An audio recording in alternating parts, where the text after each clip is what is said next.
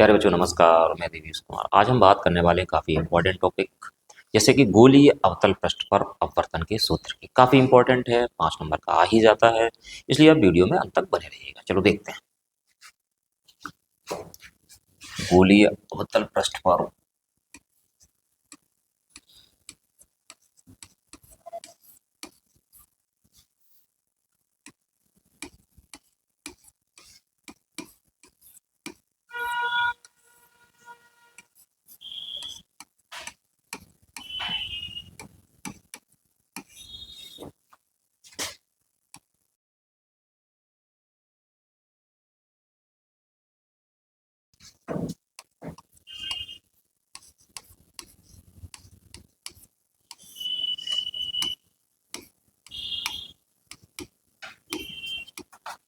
गोलीय अवतल पृष्ठ पर अपवर्तन का सूत्र।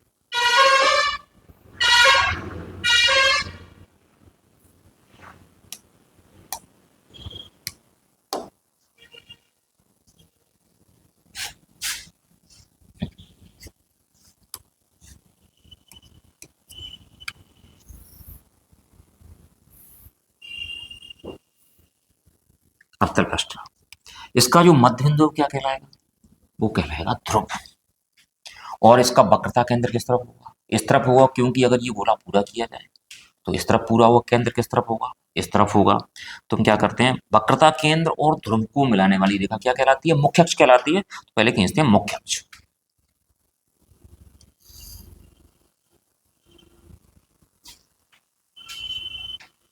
ये रही मुख्य अक्ष, ये मुख्य अक्ष रही। ये हमारे पास क्या रहेगा? दर्पण का ध्रुव रहेगा। मैं मान लेता हूं यहाँ पे ये इसका वक्रता केंद्र है। वक्रता केंद्र क्या रहेगा? सी रहेगा। और ये हमारे पास जो गोलीय अवतल पृष्ठ है वो हमारे पास एस पी एस डैश है। और इधर का अपवर्तनांक n1 है जो कि विरल है। और इधर का अपवर्तनांक n2 है जो कैसा है? सघन है। अब इसमें आपको हम बता दें कि जब डेरिवेशन करेंगे जिसमें सबसे पहले जो वस्तु मानी जाएगी वो बिंदु वस्तु मानी जाएगी।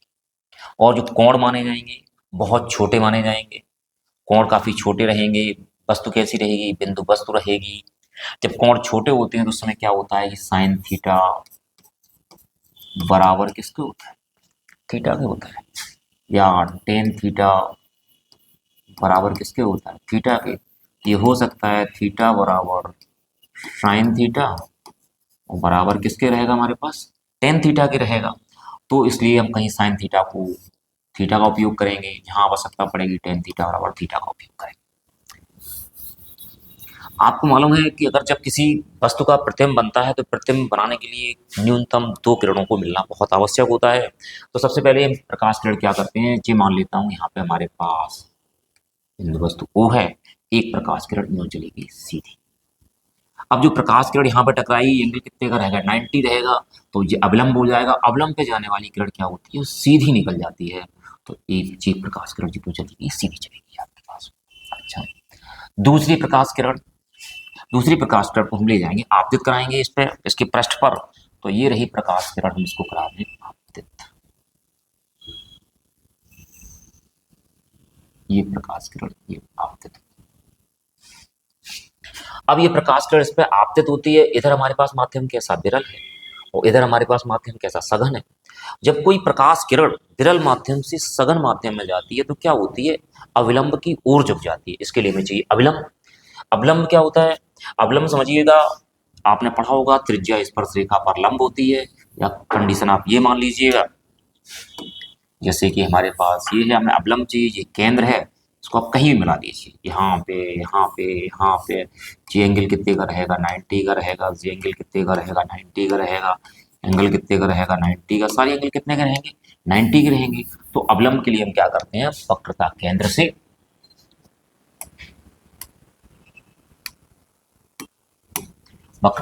हमने अवलंब खींच दिया। तो ये रहा अवलंब हमारा, वक्रता केंद्र से यूं चला।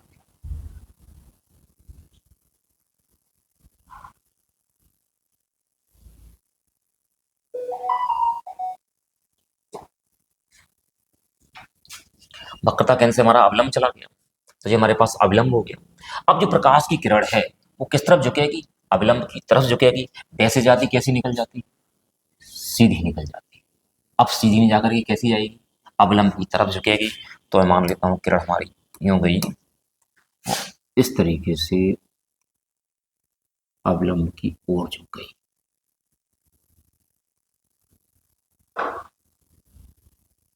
किस तरफ झुक गई? अवलंब की ओर झुक गई। अब इसको आप देखिएगा, ये है ना, एक प्रकाश की किरण आपके पास ये जा रही है, ये अवलंब की तरफ झुकी हुई जा रही है, ये इधर चली जा रही है, ये इधर चली जा रही है। स्पष्ट है कि ये इस तरफ जाने पर कहीं पे भी नहीं मिलेगी। अगर कहीं पे भी नहीं मिलेगी तो फिर कहाँ मिलेगी? इसको हम क्या करते हैं, वापस लेके आते हैं। मतलब इस तरीके से किरण को वापस लेके आएंगे तब ये मिलेगी। तो ये किरण किस तरीके से मिलेगी? अगर मान लेता हूँ कि इसको हम यहाँ से वापस ले आते हैं तो ये इस तरीके से मिल जाएगी।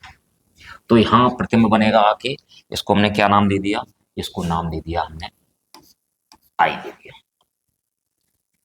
ये एंगल हमारे पास हमने मान लिया अल्फा है, ये एंगल हमारे पास बीटा है, ये एंगल हमारे पास गामा है। अच्छा, और समझने वाली बात क्या है कि अगर इसमें आपतन कोण देखा जाए तो वस्तु और अवलंब के बीच का ये वाला कोण पूरा आपतन कोण कहलाएगा। कितना हो जाएगा हमारे पास? आई हो जाएगा। अगर इसमें अपवर्तन कोण देखा जाए, अपवर्तित किरण और अवलंब के बीच, अपवर्तित किरण ये जा रही थी इस तरफ, इसको वापस लेके आया तो ये वाला एंगल हमारे पास कितना हो जाएगा? ये वाला एंगल हमारे पास हो जाएगा आर। ये एंगल हमारे पास कितना हो गया? ये एंगल हमारे पास हो गया आर।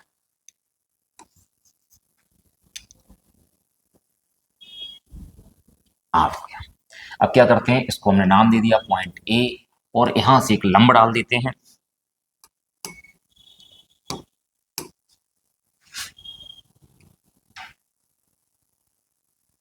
जिसको नाम दे दिया हमने एम। यहां अच्छा, एम हो गया हमारे पास। आपतन कोण हो गया, अपवर्तन कोण हो गया। अब आप दूरियां देखिएगा। आपको बताया गया दूरियां कहाँ से नापी जाती हैं? दूरियां ध्रुव से नापी जाती हैं। ध्रुव की राइट साइड में चलेगी दूरियां कैसी होती हैं? धनात्मक होती हैं। लेफ्ट साइड में चलेगी दूरियां कैसी होती हैं? ऋणात्मक होती हैं। तो यहां से लिखिए, बस तक की दूरी कितनी होती है? बस तक की दूरी होती है यू। तो ये दूरी रही यू। प्रतिम तक की दूरी कितनी होती है? प्रतिम तक की दूरी होती है वी, और प्रतिम तक की दूरी रही आपके पास वी। और ये हमारे पास वक्रता केंद्र है, तो यहां से लेके यहां तक की दूरी कितनी रहेगी हमारे पास? आर रहेगी। लेकिन इस तरफ वाली दूरियां कैसी होंगी? चिन्ह पर पाटी से ऋणात्मक होंगी। कैसी होंगी? ऋणात्मक होंगी। तो लिखते हैं माना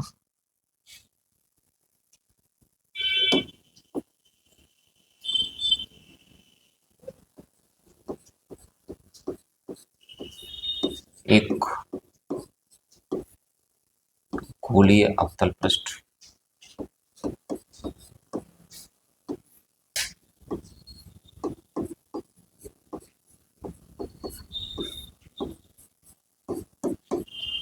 कौन सा हमारे पास? S P S dash.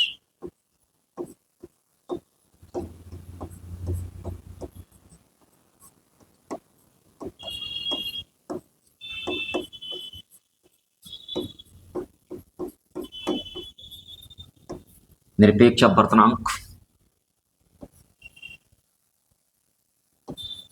N1 के विरल माध्यम को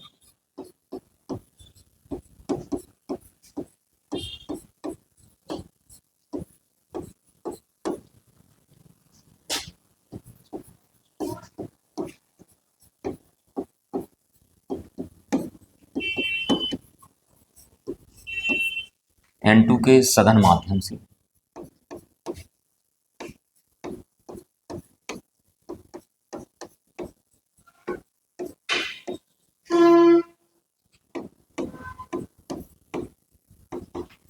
पृथक करता है। N2 के सघन माध्यम से क्या करता है? पृथक करता है।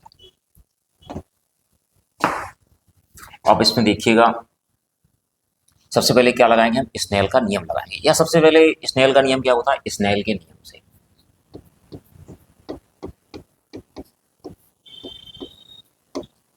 स्नेल के अच्छा, स्नेल के नियम से क्या होता है हमारे पास? N2 upon N1 is equal to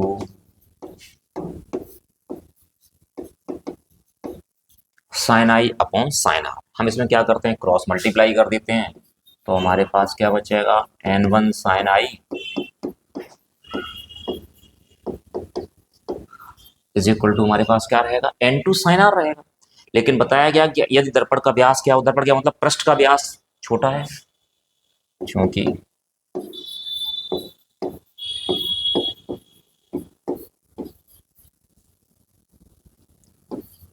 पृष्ठ का व्यास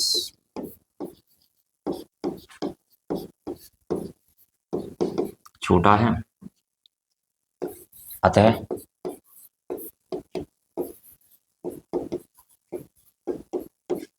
साइन आई बराबर आई,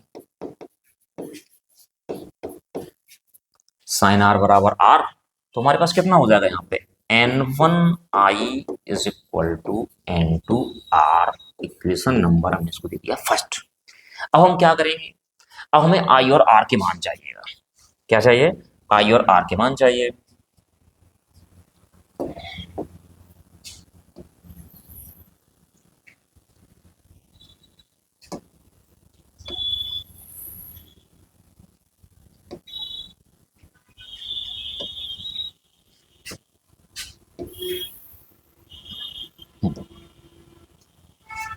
आपने बहस कोण पर में पढ़ी होगी, किसी त्रिभुज का जो बहस कोण होता है वो सामने के दोनों अंत्य कोणों के योग के बराबर होता है। तो इसमें आप समझिएगा, बहस कोण हमारे पास क्या है, त्रिभुज हमारे पास कौन सा, AOC में आ जाएगा। AOC में बाहर वाला कोण हमारे पास कौन सा है, गामा, और आंतरिक कोण हमारे पास कौन कौन से हैं, अल्फा और आई। तो गामा किसके इक्वल हो जाएगा, आई प्लस अल्फा के। और इसी प्रकार इसमें कितना हो जाएगा, त्रिभुज AIC में गामा किसके इक्वल हो जाएगा, गामा इक्वल हो जाएगा बीटा प्लस आर की।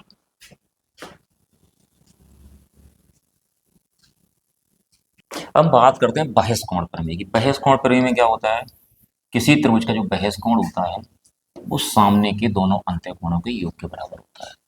ये हमारे पास गामा है, ये अल्फा है, ये आई है, तो it means gamma is equal to हो जाएगा अल्फा प्लस आई। दूसरे त्रिभुज में हमारे पास यहाँ पे ये गामा है, ये बीटा है, ये हमारे पास कितना आर है, तो यहाँ गामा इज इक्वल टू कितना हो जाएगा हमारे पास, बीटा प्लस आर हो जाएगा। तो हम क्या करेंगे, इन दोनों त्रिभुजों में बहस कोण प्रमेय लगा देंगे। तो देखिएगा, त्रिभुज हमारे पास OAC में,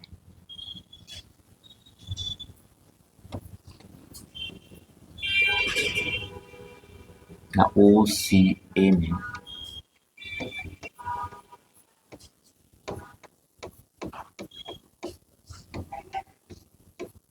बहस कोण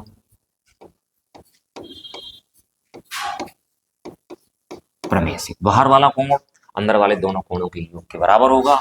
it means gamma is equal to हमारे पास क्या रहेगा, गामा इज इक्वल टू रहेगा अल्फा प्लस आई।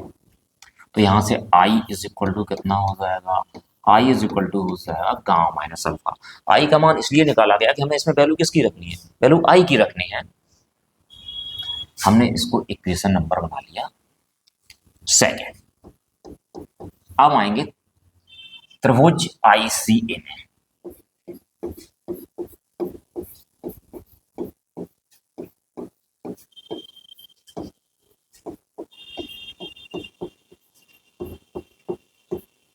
बहस कोण प्रमेय से, बहस कोण प्रमेय से इसमें क्या हो जाएगा, गामा इज इक्वल टू कितना हो जाएगा, बीटा प्लस आर हो जाएगा। यहां से वैल्यू किसकी निकाली जाएगी, आर की निकाली जाएगी, क्योंकि आवश्यकता में किसकी है, आर के मान की है। तो R is equal to gamma minus beta. Equation number हमारे पास कौन सा रहा है, थर्ड। आई तथा आर के मान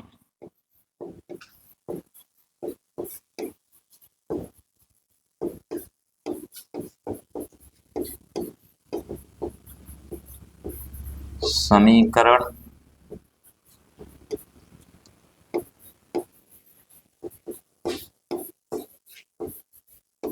3 में रखना, समीकरण 3 में, समीकरण 1 में रखने पर, समीकरण 1 में रखने पर तो हम क्या करते हैं, यहां से हम आते हैं समीकरण 1 में इसकी वैल्यू रखते हैं। तो n1 आई का मान कितना हमारे पास है, gamma minus alpha is equal to n2, R का मान कितना है,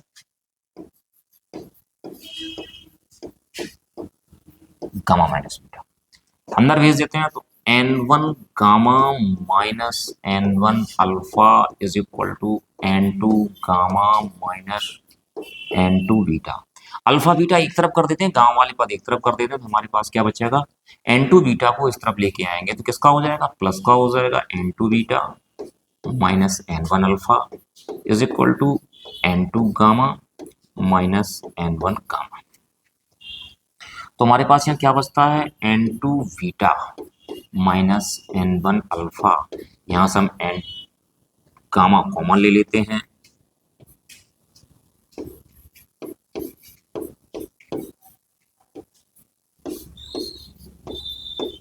n2 माइनस n1, इसको हम दे देते हैं इक्वेशन नंबर 4। समीकरण नंबर में क्या दे दिया, इसमें समीकरण नंबर दे दिया हमने इसको 4।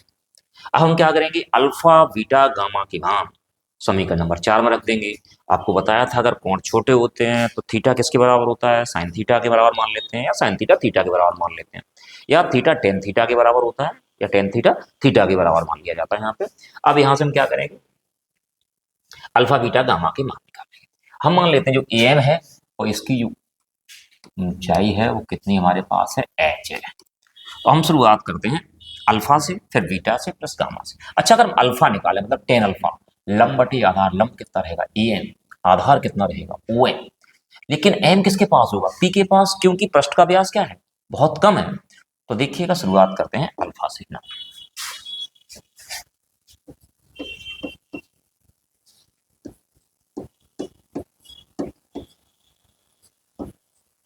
अल्फा बराबर क्या होता है, टेन अल्फा होता है, और टेन अल्फा मतलब टेन थीटा बराबर क्या होता है, लंब बटे आधार होता है। तो लंब हमारे पास कितना रहेगा, ए एम रहेगा, आधार कितना रहेगा, ओ एम रहेगा।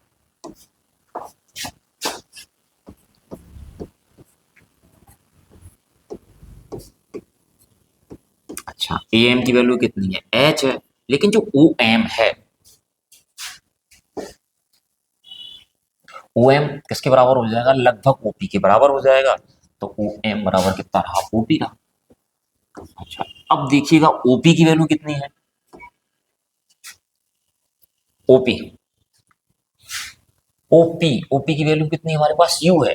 जब ओपी की वैल्यू हमारे पास यू है, इस तरफ नाभि की दूरियां कैसी होती है, नेगेटिव होती हैं, तो यू कैसा रखा जाएगा, नेगेटिव रखा जाएगा। तो हमारे पास कितना रहा, एच अपॉन माइनस का यू, और हम यहां लिख देंगे ओ एम बराबर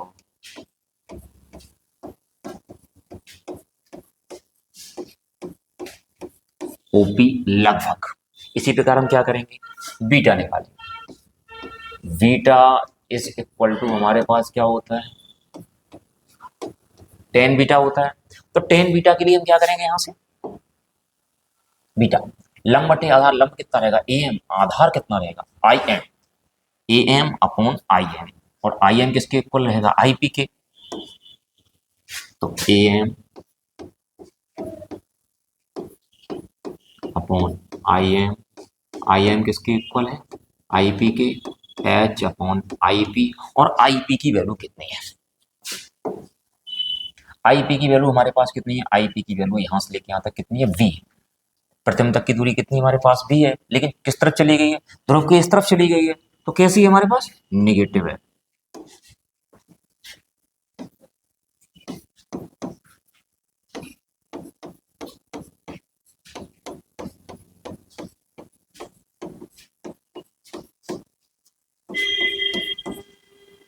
गामा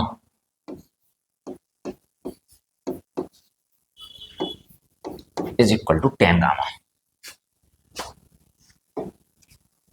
टेन गामा। लंब कितना रहेगा, ए एम रहेगा, आधार कितना रहेगा, सी एम रहेगा, और सी एम किसके बराबर रहेगा, सीपी के बराबर, क्योंकि पृष्ठ का व्यास क्या है, छोटा है। तो सी एम सीपी के बराबर तो क्या रहेगा, A M upon C M.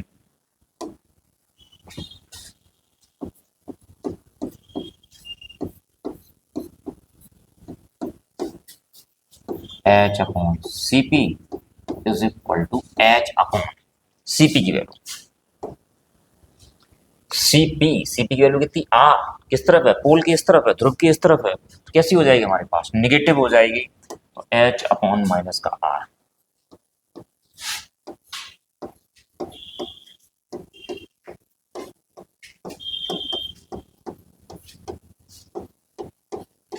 तो सी एम बराबर किस तरह हमारे पास C P double, alpha beta gamma के मान आ गए। हम क्या लिखेंगे, alpha comma beta comma gamma के मान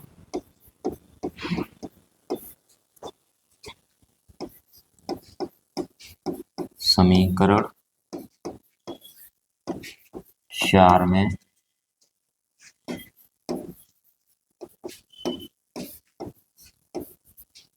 रखने पर, समीकरण 4 आपका क्या कहता है, N two beta minus N one alpha is equal to gamma N two minus N one. तो पहले हम इसमें रखते हैं बीटा का मान, तो एन टू बीटा, बीटा का मान H upon minus B,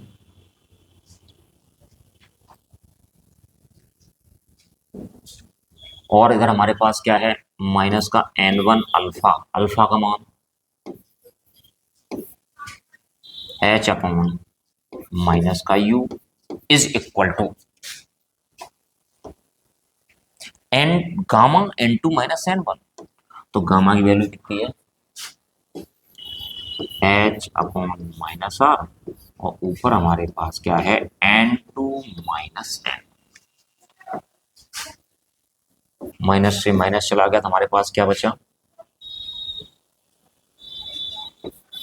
N one H upon U minus N two H upon V is equal to N two minus N one H upon कितना रहेगा, माइनस का are रहेगा। हम क्या करते हैं, इससे एच कॉमन ले लेते हैं, यहाँ से हमने जैसे एच कॉमन लिया तो हमारे पास क्या बचेगा, N one upon U minus N two upon V, और इज इक्वल टू हमारे पास एच कॉमन लेने पे क्या बचेगा, N two minus N one minus R, H से एच कट गया, हमारे पास यहाँ क्या बचता है,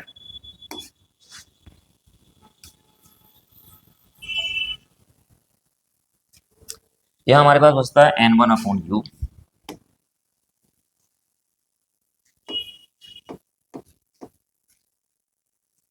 minus N two upon V, यहां से अगर माइनस ऊपर से कॉमन ले लेते हैं, है ना, तो इसको, तो हमारे पास क्या बचा, N two minus N one upon कितना रहा हमारे पास, आर रहा।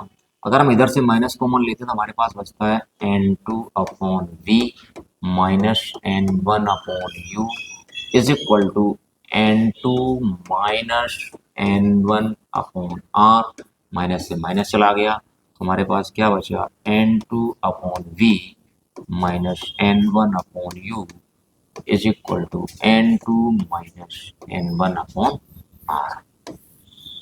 ये रहा आपका डेरिवेशन। अगर देखा जाए, अगर N two upon N one को एन मान लिया जाए, मतलब विरल माध्यम के सापेक्ष सघन माध्यम के अपवर्तनांक को यदि एन मान लिया जाए तो हमारे पास क्या रहेगा, तो N two upon N one क्या रहेगा, एन रहेगा। तो हम क्या करते हैं, दोनों पक्षों में एन वन का भाग लगा लेते हैं,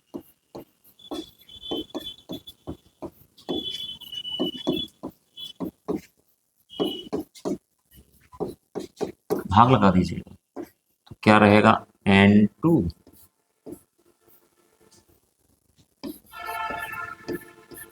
upon N one V minus N one बटे N one U is equal to N two बटे N one minus N one बटे एन वन अपॉन कितना रहेगा, हमारे पास आर रहेगा। तो एन वन से एन वन चला गया, एन वन से एन वन चला गया, क्या बचा, N two upon N one V minus one upon U is equal to N two upon N one minus one upon R रहा।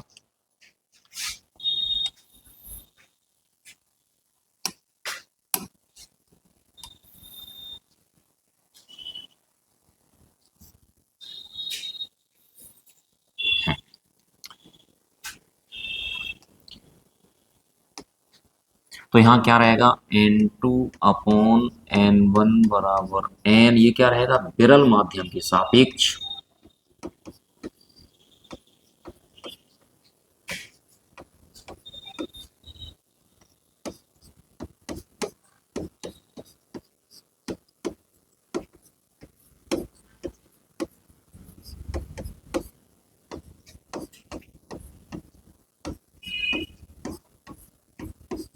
सघन माध्यम का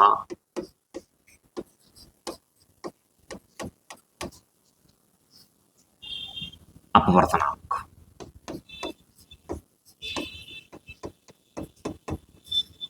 तो N2/N1 के स्थान कितना आ जाएगा हमारे पास N आ जाएगा, यहाँ कितना हो जाएगा N/V -1/U is equal to N-1/R। तो ये रहा डेरिवेशन आपके पास गोली अवतल पृष्ठ पर अपवर्तन के सूत्र का। उम्मीद है कि आप लोगों को ये टॉपिक समझ में आ गया होगा। यदि ये टॉपिक आपकी समझ में आ गया हो तो आप चैनल को सब्सक्राइब कर दें, वीडियो को लाइक कर दें, साथियों के साथ शेयर कर दें। धन्यवाद।